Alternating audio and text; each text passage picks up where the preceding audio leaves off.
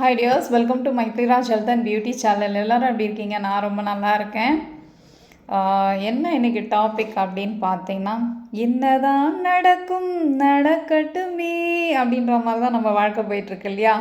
So எப்படி இருந்தாலும் நடக்கிறது நடக்க தான் போகுது, அதை யாராலையும் மாற்ற முடியாது அப்படின்ற ஒரு மைண்ட் செட்டுக்குள்ளே நம்மளே வந்துட்டோம். ஸோ இதுதான் உண்மை.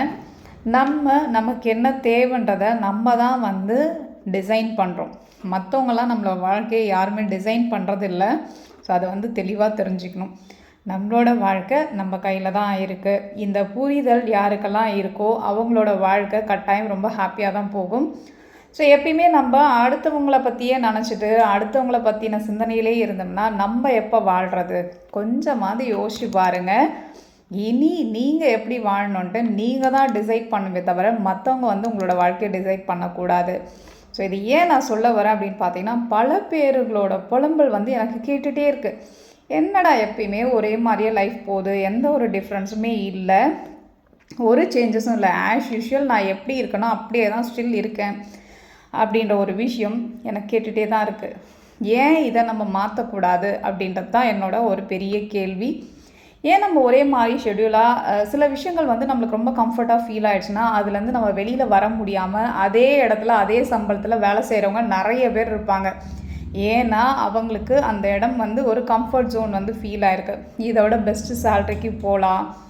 அவங்களுக்கு ஒரு பயம், இருக்கிற இடத்துலேருந்து புதுசாக ஒரு இடத்துக்கு வேலைக்கு போகும்போது அங்கே இருக்கவங்களாம் எப்படி இருப்பாங்க, எப்படி நடந்துப்பாங்க, நமக்கு அது கம்ஃபர்ட்டாக இருக்குமா அப்படின்ற மாதிரியான பலவிதமான சிந்தனைகள் நமக்குள்ளே இருந்துட்டு தான் இருக்குது.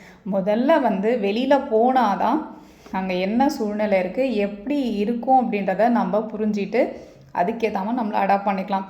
லைஃப் பார்த்திங்கன்னா ஒரு ட்ரெயினில் நம்ம ட்ராவல் பண்ணுற மாதிரி தான். ஓகேங்களா?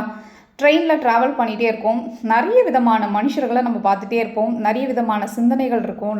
அவங்களுக்குள்ளேயே நிறைய டிஃப்ரெண்ட் பீப்புள்ஸ் நம்ம பார்ப்போம். சில நேரங்களில் சில பேர் நமக்கு ரொம்ப நெருக்கமாக இருப்பாங்க. அவங்கள நம்ம சந்திச்சே இருக்க மாட்டோம். பட் ஆனால் ஃபஸ்ட் டைம் ஃபீல் பண்ணும்போதே ரொம்ப வருஷம் பழகின ஒரு உணர்வு நமக்குள்ளே இருக்கும். இந்த ட்ரெயின் கம்பார்ட்மெண்ட் எப்படின்னா, ட்ராவல் பண்ணுற வரைக்கும் தான் நம்ம ஒரு ஸ்ட்ரேஞ்சராக இருந்தாலும் நம்ம ஃப்ரெண்டாக இருக்க முடியும். ஆஃப்டர் தட் அவங்க அந்த ட்ரெயினை விட்டு இறங்கிட்டாங்கன்னா அவங்க யாரோ நம்ம யாரோ. ஏன்னா அவங்களுக்கும் நிறைய வேலைகள் இருக்கும். எல்லா டைமும் நம்ம அவங்கள டைம் ஸ்பெண்ட் பண்ண மாட்டாங்க. இதே மாதிரி தான் வாழ்க்கையில் எல்லா நேரத்துலையும் எல்லாரும் கூட வரமாட்டாங்க. நம்ம மட்டும்தான் ட்ராவல் பண்ணுவோம்.